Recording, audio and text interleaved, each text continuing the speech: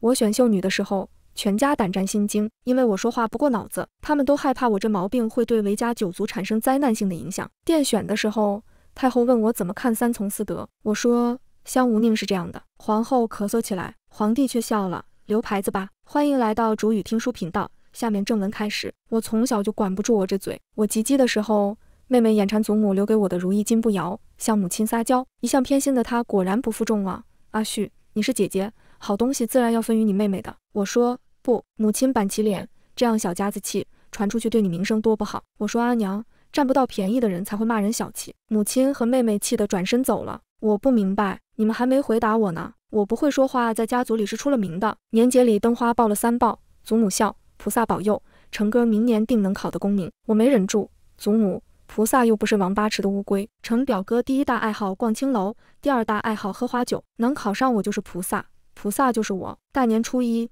我就被罚跪了祠堂，因为在家里不受欢迎，所以及笄之后阿娘就忙着张罗给我相看。阿爹的官位不高，因此肯与我商量婚事的公子也不太多。我样貌还不错，只可惜我的嘴会说话。红娘引我见杜公子，我看着他那鼓胀如皮球的肚子，脱口而出，不必不必，我最近吃素。杜公子气红了脸，我赶紧道歉，对不住，朱公子。他更生气了，下次相看我绝不能说话。杜公子太胖，于是红娘引我见以瘦闻名的梁公子，他对我的相貌挑剔，下巴圆了些，以后每餐需少吃，女子不能过重。我绝不能说话，他很满意，性子倒还柔顺，与我颇匹配。我还是没忍住说话，不成不成，人跟竹竿不通婚。梁公子拂袖而去。我阿娘很愤怒，你到底要嫁什么样的？我的要求也很简单，我想嫁看起来不会为难我的。我不知道为什么家里这么急着把我嫁出去。很快一道圣旨为我解了惑，皇帝要选秀女了。如果我在选秀时说了什么大逆不道的话，那皇帝绝不会是摔门出去那么简单。不仅我们一家的脑袋都会大猪小猪落玉盘。我爹娘非常懊恼，没有当机立断将我嫁出去，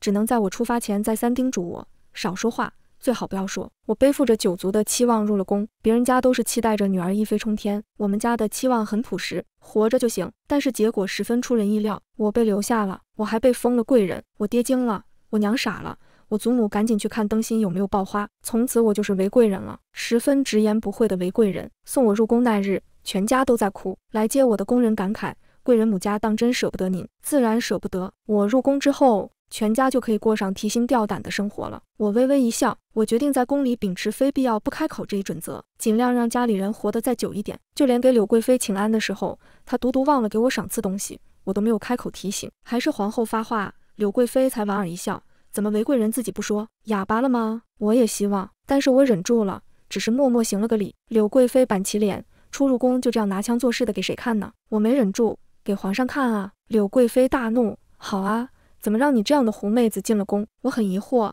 大家不都是狐妹子吗？否则选秀女时为何只挑漂亮的？其实只要皇后娘娘母仪天下便好，我们只要让陛下开心，睡得畅快，生得出。嗨嗨！皇后剧烈地咳嗽起来，正如选秀时那样。我赶紧住嘴，刚刚没忍住，又开始直言不讳了。柳贵妃气白了脸，你说本宫是以色侍人？我安慰她，没事，我们都是。柳贵妃委屈的眼圈都红了，本宫和陛下年少情深。皇后赶紧拍了拍她的手，韦贵人还小，才入宫又不懂规矩，妹妹不要跟她计较。她转过头，面色严厉，顶撞贵妃，3个月不许侍寝，在每日抄写女则和女训。我低头认罚，是。出了宫门，其他秀女安慰我，皇后娘娘这样严厉，苦了你了。她们一个个拿着柳贵妃送的礼物，显然已经忘了是谁先挑起的祸。柳贵妃本来想营造孤立我的氛围，但大家现在很明显都被带偏了。我叹了一口气，贵妃得宠，连皇后也要避其锋芒。皇后就叫我过去罚抄，我老老实实的过去，多谢娘娘。皇后纳闷，谢本宫什么？我说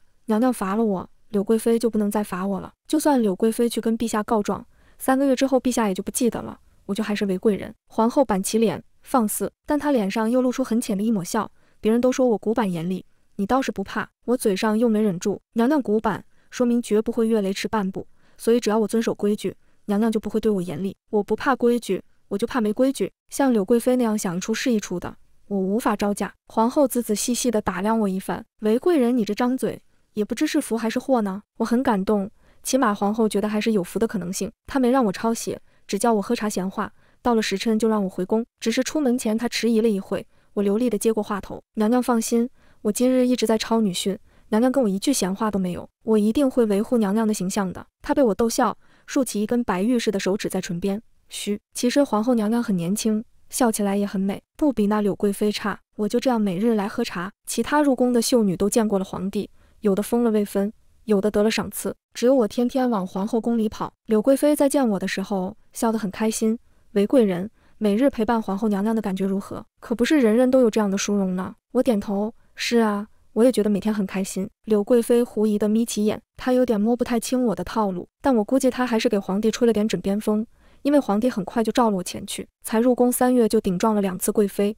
韦贵人，你胆子很大。我不吭声，我胆子不大，我是嘴巴很大。皇后罚你，你可怨皇后？我摇摇头。可怨贵妃？我继续摇头。那便是自我反省了。我没忍住，我又没错，皇后也没错，此事也怪不了贵妃。我悠悠地看着皇上，贵妃看不惯我，不过是因为我入宫时封号最高，要给我个下马威罢了。其实跟臣妾无关，此事不过一场阴差阳错。皇帝终于转过头来正视我，那就是怪朕喽。我的九族在阎王面前一闪一闪亮晶晶的，我赶紧闭嘴，臣妾不敢。他冷哼一声，这个时候知道自称臣妾了。我赶紧解释，臣妾和陛下又没有夫妻之实，这句臣妾委实自称的心虚。他摸了摸光洁的下巴，颇有兴味。韦贵人是抱怨朕冷落你了？我用力咬住嘴巴里的肉，快闭上啊，死嘴！大错已成。晚上我被洗干净，送入了皇帝的寝宫。一番令人迷惑而疲惫的搏斗后，皇帝问我，爱妃感觉如何？因为很累，所以实话脱口而出，不舒服。皇帝那边的空气僵住了，我没发觉，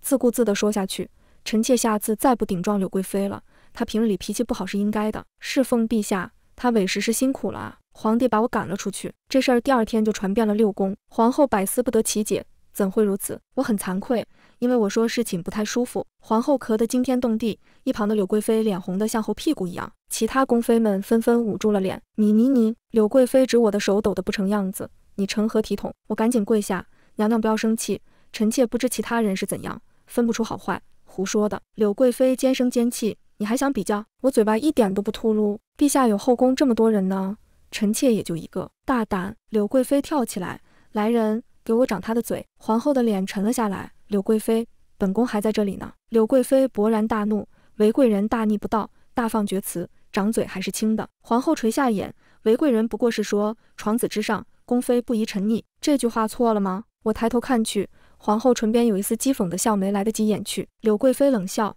皇后很包庇韦贵人，却把陛下放在哪里？皇后重新恢复了平静。陛下吗？她抬起眼，陛下自然在皇极殿。柳贵妃拂袖而去，走之前，她瞥我冷笑，侍寝当晚就失宠的，你是第一个。我没放在心上，只琢磨原来我之前的判断错了。皇后根本不怕柳贵妃，之前只是懒得计较。其他人都散去，我跪下给皇后请罪，都怪我这张嘴。皇后却和颜悦色，韦贵人，你叫什么名字？我惊讶地抬起头，皇后莫不是被我气疯了，但还是老实答道，臣妾名为旭，家里都叫臣妾阿旭。她笑了起来，本宫没看出来，原来你这样鲜活可爱。她站起身，看向远处碧蓝的天，本宫原来不知道为何那日皇帝执意要留下你，今日突然懂了。放心，你不会失宠的。3日之后，皇帝又召我过去了，这一次他咬牙切齿。听说前几日他一同长大的御前侍卫偷偷摸摸带了几本书进来，如今正摊开在我面前。我大惊失色，《花鸟风月》第3册。皇帝更是惊恐，你看过？我说，这不就是市井里广为流传的风月读物吗？桃花姑婆所著，都出到第3册了吗？他很愤怒，你怎么能看？你是朕的宫妃，你这是不守妇道。我眼皮都不抬，德容颜公哪条说了女子不能看书了？他脸色涨红，这又不是什么正经女子写的书。我很想住嘴，可是我控制不住嘴巴。那你欣赏完了不正经女子，还要来教导我这个正经女子，你说谁更不正经啊？皇帝大怒，他已经忘了叫我过来是要睡我的，他现在只想赢下这场嘴皮仗。我是男的，我舌头有自己的想法。那你去看男子跟男子的故事啊，别看了读了欣赏了女子的故事，转头还又骂又嫌又唾弃。朕是皇帝，我立刻麻溜的跪下，臣妾有罪。皇帝趾高气扬，现在想起来认错了。我说，陛下是陛下，一句话就能灭了臣妾的9族，臣妾的家人还想多活几年。皇帝哑声，半晌，他开口，规格之中不论这个，你起来吧。我站起来跟他面面相觑，显然双方都从刚刚激烈的争论中清醒过来了。皇帝有点泄气，沉默半晌后，他没话找话，你之前看过第2册？我来了精神，赶紧点头。第1册最好，小凤仙和玉公子桃花树下幽会那段，那叫一个活色生香。皇帝听得很有兴味，我讲的兴起，甚至开始演了起来。说着说着，他终于想起来晚上叫我来干嘛来了。上一次我很认真地按照宫里叫席嬷嬷的规矩，不动不喊，柔顺乖巧，任皇帝采撷。这一次我决定按着自己的意思来，因为他明显什么都不会，甚至中间我啪地打了一下皇帝的手臂，不是那儿。他喘息着，声音又恼又急，我知道，你帮帮我，好吧？我感觉当一个不正经的女子好似更快活些。皇帝召见我的次数渐渐多起来，因为他突然对市井话本起了浓重的兴趣，而我在这方面博览群书。再见柳贵妃的时候，他的脸色就不太自然，他有点虚张声势，怎么如今得了几次宠就不把本宫放眼里了？我很奇怪他这种想法的来源，还是规规矩矩给他请安，贵妃娘娘万安。他不说话，但一直盯着我，一会咬牙切齿，一会冷若冰霜，半晌挥挥手让我走了。过几日皇上又召我，午睡被吵醒，我没忍住抱怨几句，怎么这个时候叫我？宫人偷笑，贵人得宠，这是好事啊！我睡眼朦胧地往前赶，差点没跟柳贵妃的侍女撞个跟头。她怒视着我，好啊，本宫的裙子都被你泼湿了。我没说话，只好似没睡醒一样盯着她看。柳贵妃挥挥手，一盏汤盅就交到我手上，既然你打翻了本宫给陛下熬的引子，那就由你送进去解释吧。我有点无奈，娘娘，他已经匆匆走了。我看着手上的引子，然后一口饮尽，管他什么东西，没了我就不用解释了。甜甜的挺好喝。我整整衣服，然后在寝殿前整整衣服，轻声请太监通报。对方诧异而轻声道：娘娘，陛下没有召您前来啊。我还没来得及反应，身后宫人拖着瓷盅的手突然一松，清脆的碎裂声在静悄悄的寝殿里格外刺耳。我还没来得及回头看，那明显是被人吩咐过的宫人，就听见一个睡意朦胧的不悦声音：谁啊？太监赶紧轻声：是韦贵人来了。他问你就非得说吗？原来不合时宜的说话这样讨人嫌。我赶紧连滚带爬的进去请罪。皇帝面上看不出喜怒，谁让你来的？我老老实实的，没人让我来。他很不耐烦，正武气的时候最讨厌别人打扰了。我叹了一口气，我也是，可惜我得罪了柳贵妃，如今她想让陛下厌烦我，就出了这样一个损招。皇帝沉默了一会，你这样直愣愣的说出来好吗？我很悲伤，臣妾嘴巴不由得臣妾。他去眼看我，你现在好像不太怕我了。我很诚实，陛下圣明，就算要杀我也不会牵连我的九族，这样臣妾就不怕了。我感觉他欲言又止，但我还是假装自己是个木头一样滚了出去。一通折腾我也清醒了，便去探望皇后。她正在看书，看见我便微微一笑，你来了，仿佛招呼一个朋友。我说，娘娘，我不明白。她咳嗽两声，仍然笑吟吟地看着我，你被柳贵妃陷害了。我沉默片刻，娘娘明察秋毫。她笑了笑，柳贵妃小时候见过陛下，曾数次跟陛下一起玩耍，也算是有缘。皇后这话说的委婉，原来不过是这样的年少情深，也值得柳贵妃这样对我。我喝了一口茶，我还是不明白，茶又苦又涩，正如我一直以来的心情。我们明明都困于这后宫，一辈子出不去了，为什么还要互相折磨？皇帝喜欢谁跟我有什么关系？是我让他选我的吗？是我自己要选秀的吗？还不是他下的旨，他选的人。我嘴巴秃噜秃噜地说了出来。皇后的笑意更大了，你跟我年轻的时候一样，听我爹说不许我考科举，让我进宫的时候，我也是这样一堆道理。我抬起眼睛，然后呢？话说出来，我才觉得我傻，这还用问啊？她都是皇后了。娘娘，你想考科举啊？她仰头，露出下颌漂亮的线条。我从前是被家里当作男孩养大的，哥哥学什么，我便学什么。年少的时候还经常穿男装出去玩，其实哪里是我爹不许，是世间不允许，只是用我爹的嘴说出来而已。皇后闺名杨碧如，是江南杨家的大姑娘。我希冀地看着她，江南是什么样的？我从小没有踏出过京城一步。皇后微微一笑，气候优渥，一年可种植2季占城稻，河道纵横，商业发达，赋税可达全国1/3，富庶之地才养得出世家。江南世家底蕴悠久，可惜有点太悠久了。她轻轻叹息，我愣住了。她没跟我说什么江南烟雨，没跟我说什么诗词情长，她说种植、赋税和河道。我小心翼翼的，娘娘，那你以前是不是跟杨侍郎一起学了很多策论和治国啊？皇后娘娘的亲兄长如今已是侍郎，很受皇帝重用。她轻轻倚在菱花刺绣的软靠垫上，心不在焉道：我的嘴巴这样靠不住，一句轻飘飘的话就这样滑落，好可惜。您为什么要做皇后呢？她愕然看向我，我才意识到自己说了什么话。娘娘恕罪。皇后笑了起来。是啊，为什么呢？自从上次打扰皇帝午睡，他就没再召见我，我就天天在皇后这里读书。他很喜欢读史书，偶尔也看点市井民俗。我只喜欢看市井民俗，在皇后的监督下不得不看点史书。皇后提醒我，半个月后就是皇帝万寿了。我不以为意，娘娘，我家对我没有位分要求，如果他们知道我现在没有了在皇上面前出现的机会，他们会很高兴的。皇后沉默一会，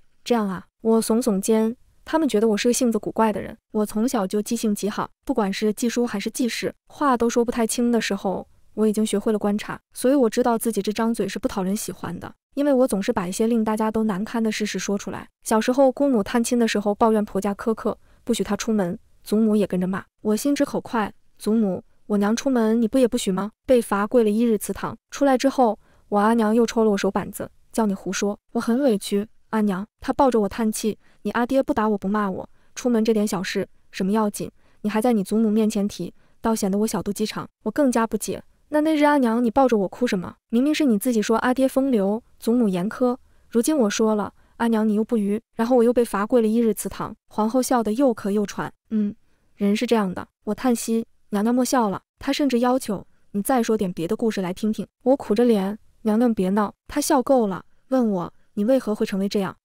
独特的姑娘呢？我很迷惘，我也不知道，我就是从小就觉得这世间我不知道怎么说。皇后很冷静地看着我，荒谬，对，就是这个词。但是我其他姊妹都很文静之理。我叹息，皇后笑了笑，那又如何？京城已经有很多名门闺秀了，可这么多年我也只瞧见一个阿旭。我很感动，于是问皇后，那独特的我万寿节能不能不给陛下送礼啊？我没钱。皇后咳嗽2声，不行，你不仅要送，还要送的别出心裁。万寿节前1天，皇帝召了我，明日就是万寿节，朕给你个机会，把贺礼先给我。我的表情可能不太好，皇帝狐疑地看着我，你不会没准备吧？我抹了把脸，怎么会呢，陛下，哈哈哈哈。他面无表情，你真的没准备？我很诚实，臣妾以为陛下不会再召见臣妾了呢。他顿了顿，你在怪我？我瞪大眼睛，怎么会？臣妾绝对没有这样的想法。皇帝的表情松动了些，他握住我的手，示意我坐到他身边。真的不怪朕。我含情脉脉地点头，跟陛下在一起，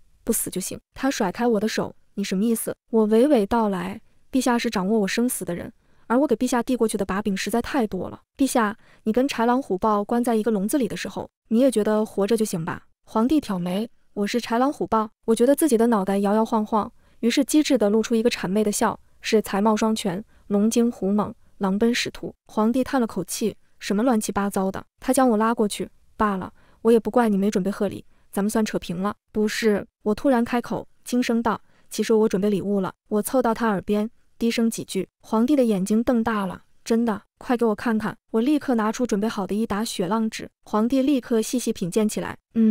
他时而皱眉，时而惊叹，时而迷惘。他抵住我觉得这个地方可以再改进一下。我咬住嘴唇，这次不是我想说话，而是想忍住嘴里的声音。阿旭，你这礼物真好。他厌足的叹息。我努力从汹涌澎湃的晕眩中清醒过来。陛下过奖了，叫我李寻。我顿了顿，阿寻。他的眼睛笑起来的时候含情脉脉。我突然想到了柳贵妃，她以前也是这样看着他，然后就沉迷了吗？我也不是不能理解他，我不理解他，就因为李寻生了我的位分，有必要陷害我吗？太后正在勃然大怒，因为我近日送给李寻的图画，神奇的跟他从前最厌恶的人喜爱的图案一样。这图是我从内务府随便找来的，表面上跟柳贵妃没关系，但是跟我有仇的只有他。我弱弱的，太后娘娘，臣妾真的。韦贵嫔心思单纯，定是被陷害的。帝后二人异口同声道，我很感动。皇帝睡了我，新鲜感还没过去之前，他维护我是正常的，但皇后只是为了我。不过他们2个人看起来都很生气。母后，这件事情必得彻查。李寻冷下脸，有人竟敢将手伸进后宫里。皇后轻声接过话头，臣妾定会查清楚，还韦贵嫔一个清白。他们2人对视一眼，你们为了我并肩战斗的样子好好笑。皇后叫我起来，韦贵嫔就先在本宫那里禁足吧。我赶紧答应下来，这样的好事过了这村就没这店了。皇帝看了他一眼，还没说话。太后冷哼一声，皇后倒是颇维护这个丫头。她叫我抬头，细细端详，你莫非是那个说乡下人才遵守3从4德的秀女？我赶紧应声，是。那个时候臣妾年少无知。太后问，好，那我再问一句，你如今入宫了，怎么看却撵之德呢？不坐轿子的美德啊！我才张了张嘴，皇帝赶紧喝止，他声音不好听，别让他说话了。太后皱眉，让他说。我说，有好吃的东西不吃，有舒服的轿子不坐。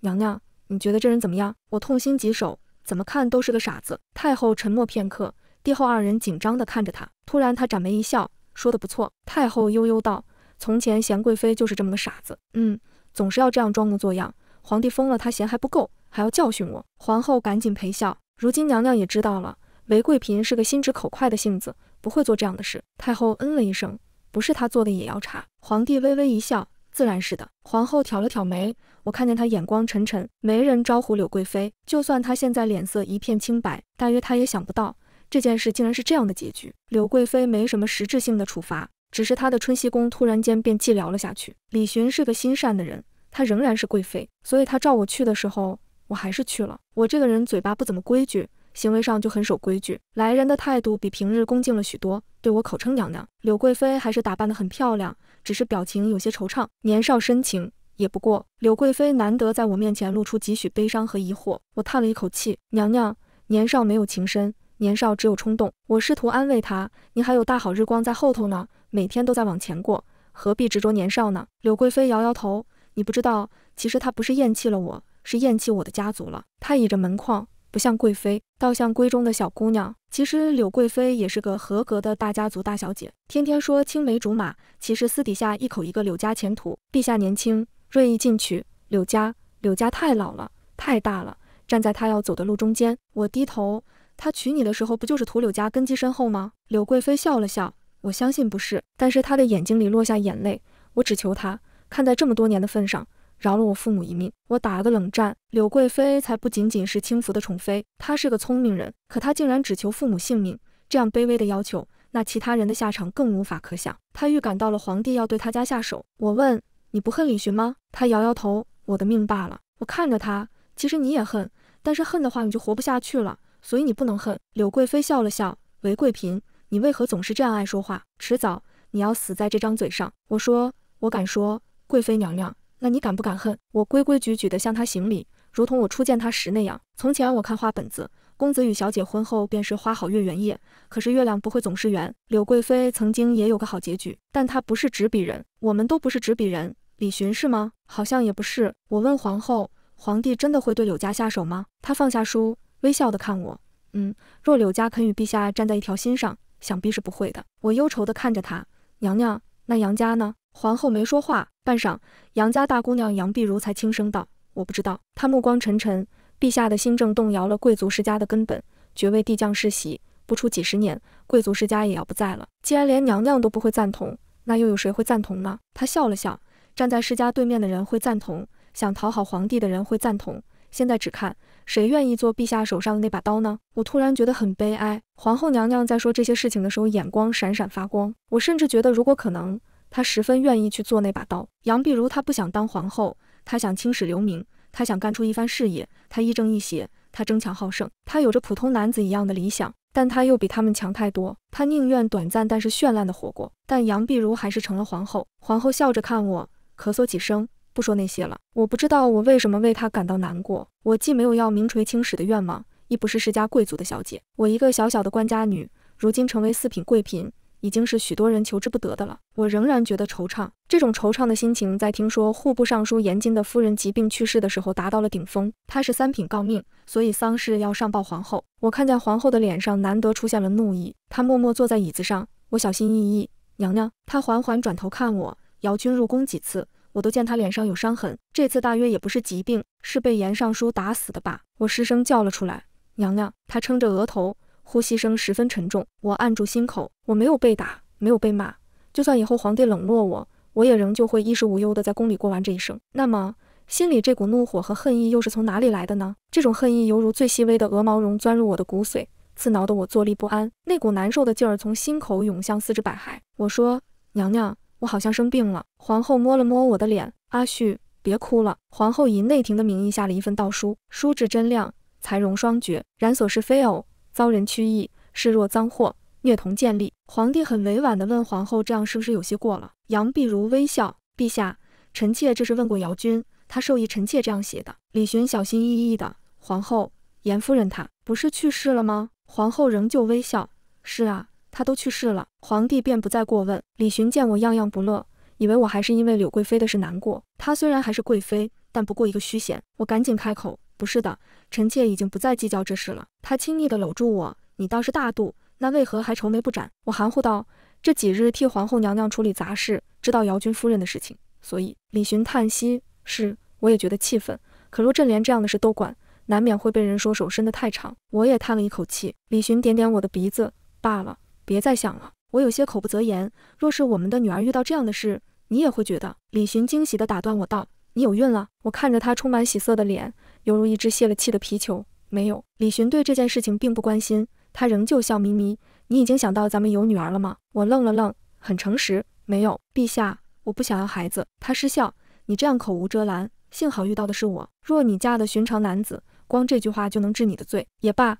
咱俩还年轻，不急于一时，真是鸡同鸭讲。我是真的不愿意有后。李寻不懂，他不懂就罢了，但是他将严金从户部尚书提拔到尚书令，这就不是不懂的问题了。我觉得李寻他脑子有病。娘娘，您不生气吗？我问皇后。她已经恢复了一贯平静的面容。我当然生气，但是在无计可施的情况下，生气也没有意义。杨碧如是个很冷静、很务实的人，反而是我长吁短叹。娘娘，为什么呢？严尚书令是难得6部里站在陛下这边的，所以陛下不会对他怎么样，起码现在不会。皇后解释道，他为人精干，长于计算，这么多年也为陛下做了很多事。我沉默了一会，难怪他那个时候为了悼词还专门来找了娘娘你一趟。皇后继续看书，在没有女人的朝堂，无人会真正在意女人的生死。我感受了一会那股无力的痛楚从我身体上掠过，总有什么可以做的。皇后安抚地笑了笑。严大人扣了1年的俸禄，在姚军的墓前行了礼，宫里的长公太监去念了悼词。阿旭，我们能做的就是这些了。我咬住嘴唇，可是您是皇后，是天下女子之首，难道就这些吗？皇后微微一笑，阿旭，做到皇后靠着家族和皇帝，不是我挣来的，没有出过力，自然没有真正的权利。我嘴快，那按您的说法，这世间没有给女子攀爬的道路了。皇后闲闲的单手之仪，不错，你是个聪明人。我很沮丧。娘娘，她轻咳2声，你就好好当你的韦贵嫔吧。我不想当了，我不想见皇帝。于是我告诉内务府，我这几日不太舒服。李寻还让太医过来给我瞧病，我看他最有病。我还没想好要装病几天的时候，太医却都去了皇后那儿。皇后病倒了，我才知道皇后其实病得很重了，她一直咳嗽，半夜都睡不着。如今她不再费心掩饰病容，我才看得清她毫无血色的嘴唇。李寻沉着脸在外头听太医报告。我跪在皇后榻前，紧紧握着她的手。娘娘，您别抛下我。我入宫以来这样的嚣张，这样无拘无束，就是因为皇后一直的包容宽纵。从前我还疑心过，以为她要抓我的错处，可她没有。皇后永远笑着听我胡说八道，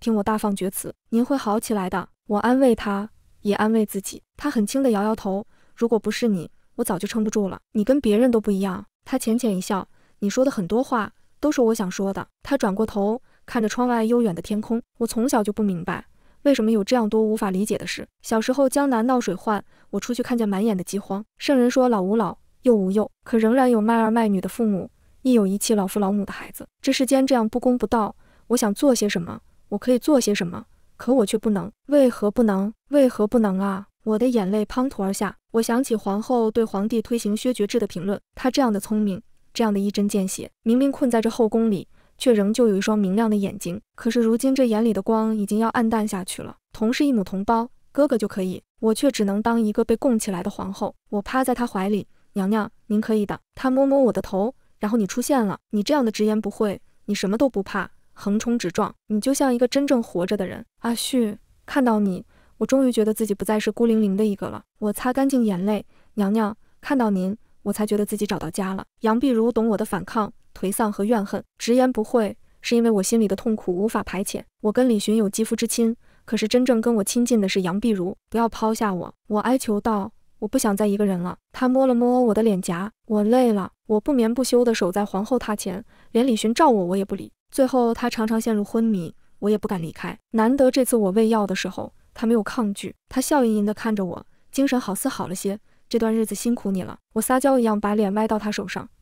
他看着我，阿旭，我是个懦弱的，你可别学我。我偏过头去，他温柔地擦去我的眼泪。我心头郁结难解，这才给自己憋出病来。你想开些，陛下喜欢你，你会过得很好的。我笑笑，他很愉悦，这才是我的好阿旭。3个时辰后，杨碧如就走了。李寻匆匆赶来，看见我的一瞬间，眼里闪过心疼。魏皇后是急也不必做到这样的地步，受了这么多。我抬眼，娘娘她怜我甚多。李寻亲手将我扶起，你跟她姐妹情深，我明白。你明白个屁。丧仪之后，他把我升到了妃位，其中一个理由就是我恭敬皇后，重情重义。有些宫妃不服气，我上升的速度有点太快了。韦妃娘娘的运道确实不一般，一入宫就跟先皇后结下深情厚谊。该说她会巴结，还是说她放得下身段？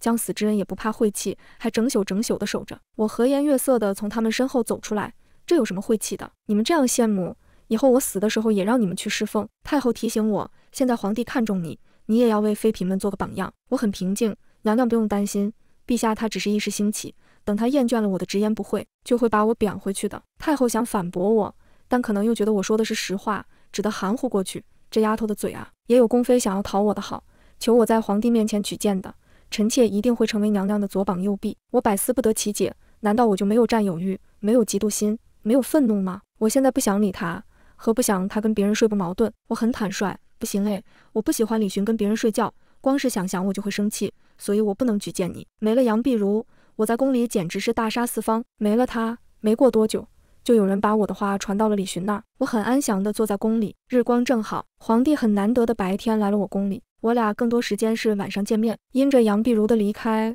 我也很久很久没有这么近的看见李寻了。他目光沉沉，身形也有些消瘦。我恍惚想起，其实他跟杨碧如相识也有7、8年了。李寻冷着脸看我，我很平静。陛下是为了问我的罪来的吗？他自己找了个地方坐下，答非所问。你现在连茶也不给我喝了，我只好去给他泡茶。隔着蒸腾的水汽，我们遥遥相望。你说不想我去别人的宫里，是真的吗？我毫不犹豫地点头，自然是真的。那我来你宫里好吗？我很坦率。不好，我看着你就烦。他眼里的情绪很复杂。过了很久，我们之间的水汽已经消弭，滚烫的茶水也不再冒烟。阿旭，你为什么不怕死？我为什么不怕死？我愕然地看着李寻，李寻的眸光十分锐利。你在我面前从来直言不讳，不是因为你真的不聪明，嘴巴比脑子快，而是你根本不怕死。你一直挑战我的底线，你想死，你希望我让你死。我静静地看着他，哎，他是个聪明人，真讨厌。你就这么讨厌我吗？我看着他，摇摇头，我不讨厌你，相反，我很喜欢你，我对你有独占欲，我喜欢跟你待在一起，我喜欢跟你有肌肤之亲。只是我无法开心了。我落下泪来，没有皇后娘娘，我没办法开心。李寻把我搂在怀里，你入宫以来就跟皇后亲密，她居然离世，你一时受不住也是有的。我不知道，我说，我觉得我不仅仅因为这个事情伤心。他捧起我的脸，怎么样能开心些？我再给你生一生位分，你父兄可有出息的。我定定地看着李寻，他是个好人，可他的好无法让我在未来漫长的宫廷岁月里欺骗我自己。我可见的未来里，我无法保证不去怨他恨他。李寻没有错，但他的存在站在杨碧如的对面。我说，陛下，我只想要一样东西。我抱住了他，然后说道，自由。江南永州的富庶之地，来了个说话口无遮拦的女人。我丈夫没死呢，我只是跟他分开住，不为什么，烦他，但是又要靠着他生活。他又有钱又有闲，也许是钱多的没地方花了，他便开了一个小小的钱庄。其他的大钱庄一开始还警惕了一阵，再后来听见这钱庄只借给富人，差点没笑掉大牙，因为他借出的款项实在太小了，每次只会借出额最多半两银子，最低10文钱都借。富贵人家的夫人小姐自然不会来借的，那借给谁呢？借给卖花的小丫头，卖豆腐脑的大娘，卖刺绣的小媳妇，买点花子，赊点豆腐，购入一些丝线。女人吗？那个女人笑眯眯的，心思重，感情深，借了你的钱，比你还怕还不上。韦老板，这是还你的钱。刺绣的小媳妇抿嘴一笑，多谢你，我这次赚了这个数，以后我妹妹也跟着我做这个。我麻利的收钱，在账本上画去一笔，将欠条还给他。韦老板，我老家的沈娘听说您的钱庄，她想问问她能不能借呢？能够真正做一些事情，我才会从无尽的虚无中挣脱出来。我拿着杨碧如留下来的财产，开了这家钱庄。卖花的小姑娘开始稳定的给几个大宅供应鲜花，按照他们的要求培育花种。卖豆腐脑的大娘换了一口大锅，每日能招来更多食客。我的钱庄坏账率很低，别人从前叫我娘娘，我心头总是惶惶，如今他们叫我为老板，我应得很爽脆，这是我应得的。他是做什么的呢？绣娘左右看了看，凑过来教我写字的。我被他逗笑，我以为你不识字。他哎呀一声，不是男人的那种字，女人的字，我认得。我抬起头，他教了我一种字，你瞧，看上去是指甲掐在皮肤上的一道一道，但是我教你认。他贴在我耳边，江永女书全文完。